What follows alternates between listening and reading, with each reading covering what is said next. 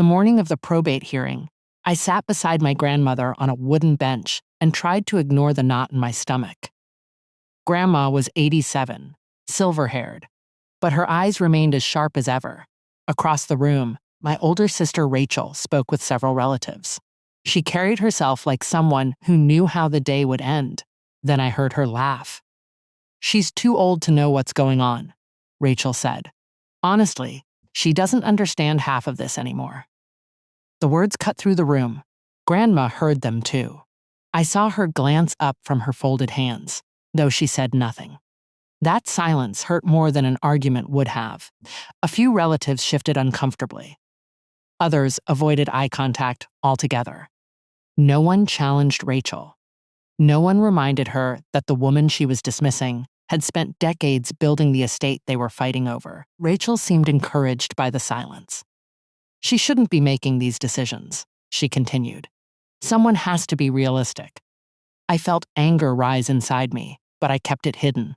The judge had not entered yet. The hearing had not even begun. And already, Rachel was speaking as though the outcome had been decided. As I sat beside Grandma, memories of how our family reached this moment began flooding back. As I sat in that courtroom beside Grandma, it was impossible not to think about the years that had led us there. Everything changed after Grandpa passed away. For more than 50 years, the two of them had done nearly everything together. When he was gone, the house felt different. The room seemed quieter. Even Grandma's laughter became less frequent. At first, family members visited often. There were phone calls, dinner invitations, promises to help whenever she needed anything. But as months turned into years, most people returned to their own lives. I understood everyone had responsibilities, careers, children obligations. Still, there was a difference between being busy and disappearing. I lived only 20 minutes away, so I started stopping by regularly. Sometimes I helped with groceries. Sometimes I drove her to appointments. Other times, I simply sat with her at the kitchen table while she shared stories about her childhood, her marriage, and the life she had built with Grandpa. Those afternoons became something I looked forward to. Grandma was never the fragile woman people imagined. She balanced her own checkbook, managed her household, read the newspaper from beginning to end every morning, and remembered details about family events that everyone else had forgotten. Rachel, meanwhile, visited far less often. When she did appear, conversations somehow drifted toward finances, property values, investments, or future plans. She was successful by almost every traditional measure. She had an impressive career, a beautiful home, the confidence that naturally attracted attention. Family members admired her. Many assumed she was the most responsible person in the room before she ever said a word. I didn't resent that. What hurt sometimes was how easily quiet acts of loyalty disappeared from view. No one praised me for driving Grandma to medical appointments. No one congratulated me for spending Saturday afternoons repairing things around her house. Those moments happened privately, without applause, without recognition. And honestly, I never expected any. Grandma did, though. She noticed everything. One afternoon, while we were drinking tea on her back porch, she looked at me thoughtfully. "People reveal themselves over time," she said. I smiled. "I'm not sure what that means." She smiled back. "Oh, I think you do." Then she changed the subject. At the time, I didn't think much about the conversation. Looking back, I realized she was paying far closer attention than anyone realized, not just to me, to everyone. The visits they made, the reasons they came, the things they said when they thought she wasn't listening. Grandma missed very little.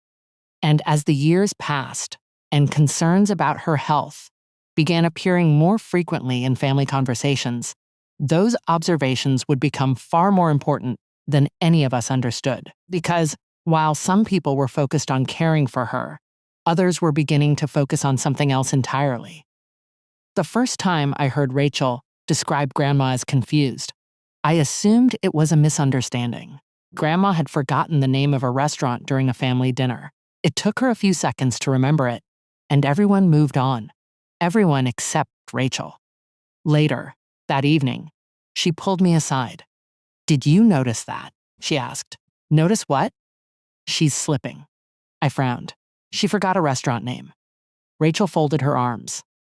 That's how it starts. At the time, I dismissed the comment, but over the following months, similar conversations became increasingly common. Whenever Grandma misplaced her reading glasses, Rachel brought it up. If she repeated a story she had told before, Rachel mentioned it. Every small mistake became evidence. Every ordinary sign of aging was treated like proof of something larger. What bothered me wasn't concern for Grandma. Concern would have been understandable. What bothered me was how selectively Rachel viewed things. She never mentioned the afternoons when Grandma completed complicated financial paperwork without assistance. She ignored the fact that Grandma could recall birthdays, anniversaries, and family history with remarkable accuracy. She never talked about the long conversations we had about current events, investments, or local politics. Those moments didn't fit the story she was building, and it was becoming clear that Rachel was building one. At family gatherings, she began speaking with growing confidence. "I just worry she's being taken advantage of. Someone needs to protect her. We have to be realistic." The statement sounded responsible. That was what made them effective. Several relatives started nodding along. After all, Rachel seemed successful, organized, professional. People trusted her judgment. Meanwhile, Grandma remained largely silent. She listened more than she spoke. Sometimes she would sit in the corner of a room and watch conversations unfold with an expression that revealed almost nothing. I often wondered what she was thinking. One afternoon, after a particularly tense family gathering, I drove her home. The moment we pulled into her driveway, she sighed softly. "Your sister has become very confident lately." I glanced at her. "She thinks she's helping." Grandma gave a quiet laugh. "No, she thinks she's convincing people." The certainty in her voice surprised me. "You know what she's doing?" "I know exactly what she's doing." The answer should have reassured me. Instead, it left me with more questions. If Grandma understood everything, why wasn't she stopping it? Why was she allowing Rachel's version of events to spread?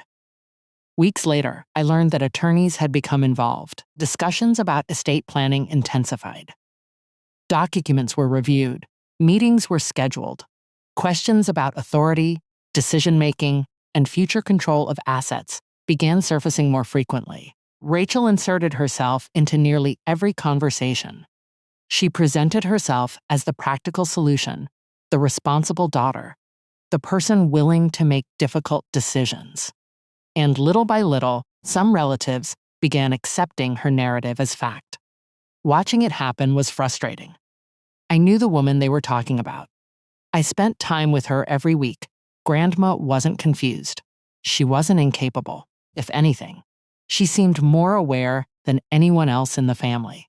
Yet, she continued observing quietly while Rachel grew bolder. The situation worsened until private disagreements became legal disputes. Eventually, the arguments moved beyond family conversations and attorney meetings. They arrived in a courtroom. And that's when everything Rachel had worked so hard to establish would finally be tested. By the time the hearing officially began, the atmosphere in the courtroom felt heavier than the summer air outside. The judge entered, and everyone rose. When we sat again, I glanced toward Grandma. She remained calm, her hands resting neatly in her lap. Looking at her, it was difficult to understand how anyone could mistake quiet composure for confusion. Rachel sat across the room beside her attorney. She looked confident, almost relieved, as though she had finally reached the stage where her version of events would become official. The proceedings began with opening statements. Rachel's attorney stood and addressed the court with measured professionalism. He explained that the case centered on protecting an elderly woman whose ability to manage important decisions had supposedly declined. The language was careful, respectful, but the message was unmistakable. Grandma could no longer be trusted to manage her own affairs Listening to those words made my stomach tighten. The attorney continued presenting examples. Forgotten appointments, repeated stories, moments when Grandma needed help with technology or paperwork. Taken individually, none of the incidents seemed particularly significant. Together, however, they were presented as evidence of a larger problem. Rachel sat quietly, occasionally nodding. The performance was convincing. That was what frightened me. Not because it was true, because it sounded true. The courtroom listened, the judge listened. And for a while, it seemed as though Rachel's argument was gaining momentum. Several witnesses were called. Some described isolated moments of forgetfulness.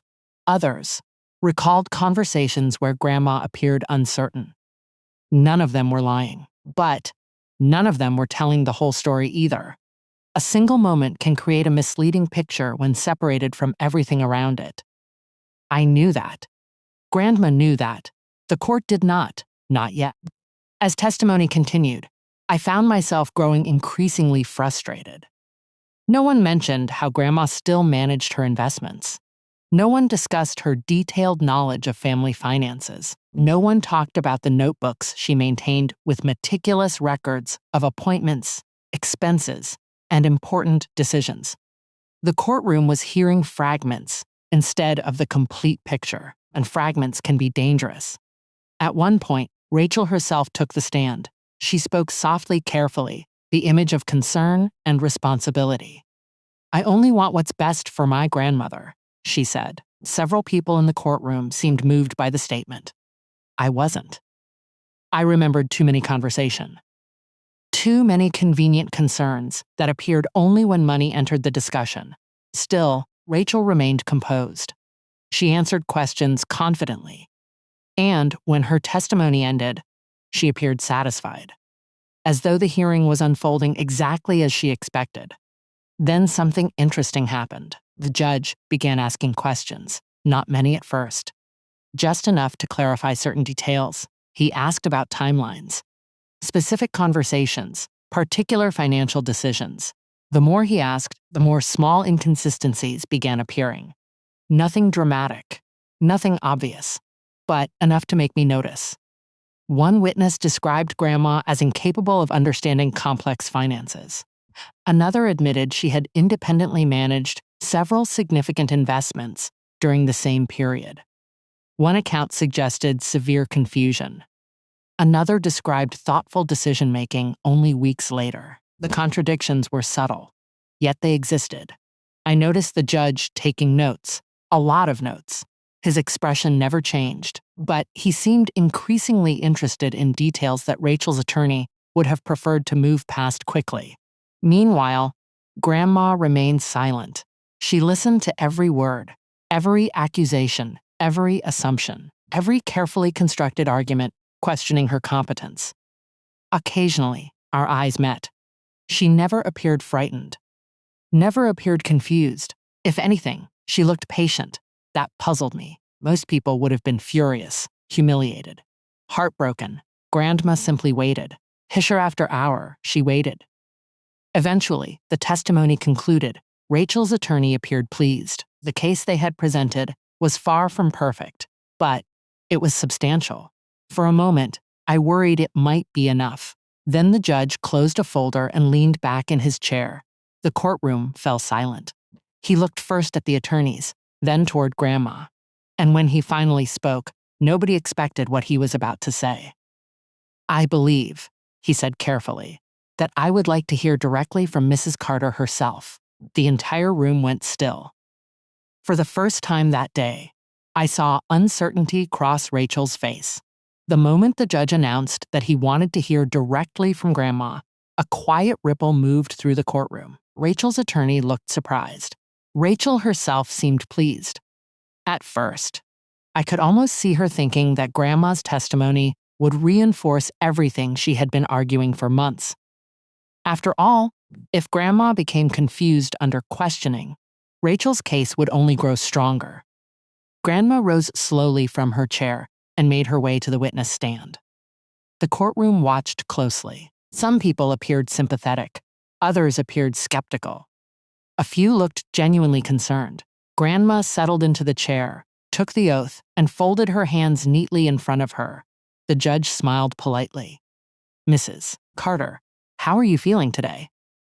"Better than most people think," Grandma replied. A few quiet chuckles spread through the room. Even the judge smiled. The answer was immediate, confident, clear. Rachel's expression tightened slightly. The judge continued.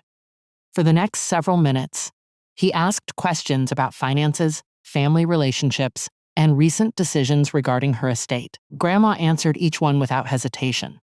Dates, names, conversations, account balances, attorney meetings. She recalled details with remarkable precision. At one point, she corrected a date mentioned earlier by another witness. The judge checked the record. She was right. Then she corrected another detail. Agan. She was right.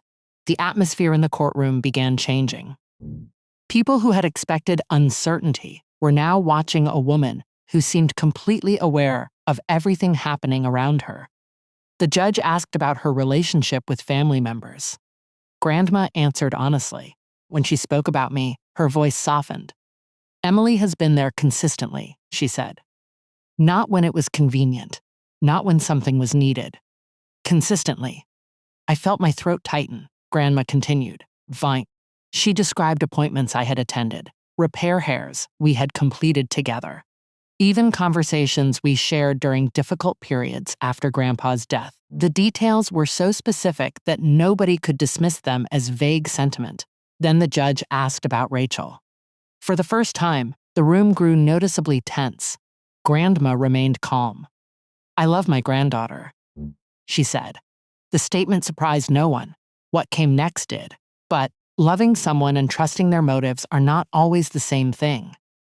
Rachel's confidence disappeared almost instantly. Grandma described repeated attempts to influence financial decisions, conversations where pressure had been applied, suggestions that certain assets should be transferred, recommendations that sounded helpful but consistently benefited the same person, Rachel. Grandma never raised her voice, never sounded bitter. She simply stated facts. That made them far more powerful. The judge listened carefully. So did everyone else. Months of assumptions were beginning to crumble. The elderly woman many had dismissed as confused was now the most credible person in the room. Then Grandma reached into her handbag. "I suspected this day might come," she said. The statement immediately captured everyone's attention. Rachel looked uneasy. The judge leaned forward slightly. For the first time all day, it seemed clear that Grandma was not responding to events. She had anticipated them, and whatever she was about to reveal had been planned long before anyone stepped into that courtroom. Grandma carefully removed a folder from her handbag and placed it on the witness stand. The courtroom fell silent. "I brought these because I thought they might become important someday," she said. The judge gave permission for the documents to be reviewed. Inside were detailed notes, financial records, attorney correspondence, and signed legal instructions prepared over several years. Every page had been organized meticulously. Every meeting had been documented. Every significant decision had been recorded. The more the judge reviewed the materials, the more obvious the truth became. Grandma had anticipated challenges to her competence, and she had prepared accordingly. The records showed detailed discussions with her attorney regarding estate planning. They demonstrated not only her intentions, but also her clear understanding of complex financial matters. Several documents directly contradicted claims made earlier in the hearing. Dates matched, signatures matched, instructions matched. The evidence was impossible to ignore. Across the courtroom, Rachel's confidence finally disappeared. The careful narrative she had spent months building could not survive documented facts. For the first time all day, she looked genuinely uncertain. The judge continued reviewing the records while the courtroom watched in silence. Nobody was whispering now. Nobody was making assumptions. The truth was sitting in plain sight. And, as the final pages were examined, it became clear that the outcome of the hearing had changed completely. All that remained was the court's decision. When the judge finally delivered his ruling, the courtroom was completely silent. After reviewing the testimony and documentation, he concluded that Grandma was fully competent to manage her affairs and make decisions regarding her estate. He noted that the evidence demonstrated careful planning, clear understanding, and consistent intent over an extended period of time. Just like that, the central claim against her collapsed. Relief washed over me. Not because of money or property, because Grandma had been heard, because she had been respected. Across the room, several relatives looked embarrassed. Others avoided eye contact altogether. They had accepted assumptions without taking the time to see the truth for themselves. Grandma remained calm. As always, later that afternoon, we sat together on her back porch, drinking tea in the same chairs we had shared for years. "You seem surprisingly relaxed," I told her. She smiled. "Growing older doesn't make a person foolish. It just teaches them which battles are worth fighting." I laughed softly. Looking at her, I realized the greatest mistake our family had made was confusing age with weakness. People saw gray hair and slower steps. They failed to see wisdom, experience, and understanding. As the sun settled lower in the sky, I thought about everything that had happened. Some people spend years trying to control a story. Others simply wait for the truth. And in the end, the truth usually proves stronger. Grandma had known that all along.